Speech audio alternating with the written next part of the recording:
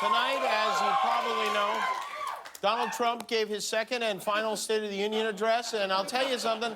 I watched the speech. I have to admit, I wasn't so sure about this guy, but all of a sudden, I am sold.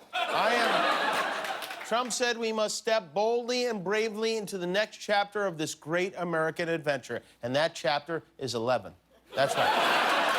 It's a long speech. It's a really long speech. His speech was longer than his tie. He spoke for so long, Robert Mueller handed down another 5 indictments. He spoke for longer than he was married to Marla Maples. He had a lot of exciting new ideas. For instance, did you know Mexicans are scary and we need to build a wall to keep them away? Did you know this, Guillermo? No, I didn't know that. Trump talked more about fighting aliens tonight than Sigourney Weaver. It was...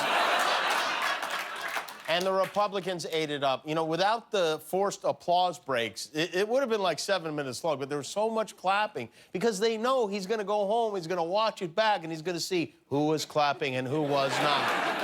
Meanwhile, Mike Pence and Nancy Pelosi sat behind him like mom and dad the first Thanksgiving after the divorce. They're just kind of... And, of course, Trump gives himself an A+ for his performance. Right now, guaranteed, he's in his tanning box making out with an Arby's beef and cheddar sandwich. And all the major networks preempted their regular programming to carry the speech live, and things got off to a lively start when the Sergeant-at-Arms introduced the president and his distinguished escorts. Madam Speaker, the President of the United States.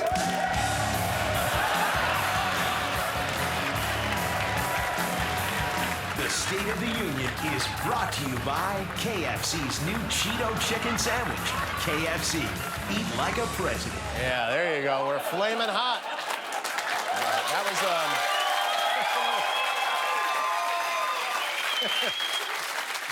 The funniest part is that video exists. The speech went on for 83 minutes, and President Trump spoke with all the elegance of a book report written by a third grader on the bus. Human traffickers and sex traffickers take advantage of the wide open areas between our ports of entry to smuggle thousands of young girls and women into the United States and to sell them into prostitution and modern-day slavery.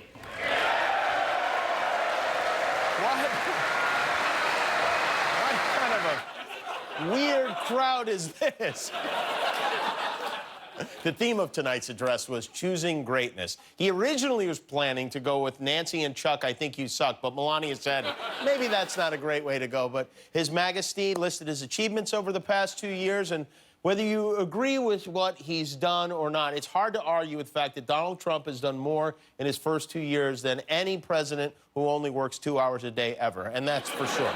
He also laid out a 10-year strategy to reduce the transmission of HIV. He hates AIDS. You know, that's why he fires one every 2 weeks. He really doesn't... He also announced, and this was a major announcement, that he would be meeting with Kim Jong-un in Vietnam, of all places, unless his father's doctor writes him a letter, in which case he will stay home. Tonight, the president urged Republicans and Democrats to work together to do what he tells them to do. He stressed the need for bipartisanship and even came up with a catchy new phrase. We can bridge old divisions, heal old wounds, build new coalitions, forge new solutions, and unlock the extraordinary promise of America's future.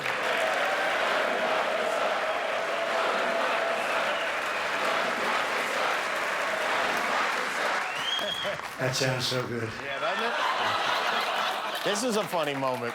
So, in part of the speech, he took credit for creating jobs for women, and all the new women in Congress who beat the candidates he supported, they were all wearing white. They stood up and cheered.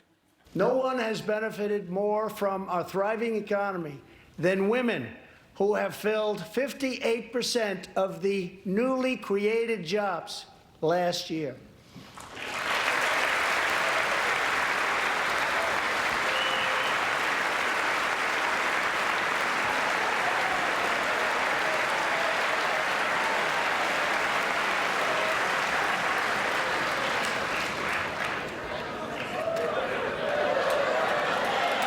You weren't supposed to do that. I haven't seen an audience full of women that happy since Oprah gave a bunch of Pontiacs away. Stacey Abrams, who was almost elected governor of Georgia, delivered the Democratic response to the address. They do a response after every State of the Union. And one of our local politicians, California Attorney General, was supposed to give the Spanish language response, but he had to cancel at the last minute. Unfortunately, they were able to find a replacement who I think really hit it out of the park.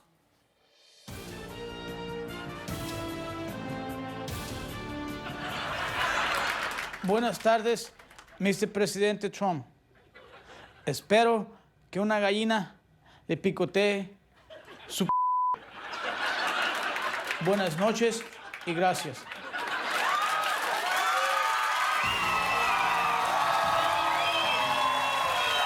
Very well done, Guillermo. Did you write that? It really is the language of love, you know? If you like that video, then put a ring on it. Click the subscribe button below.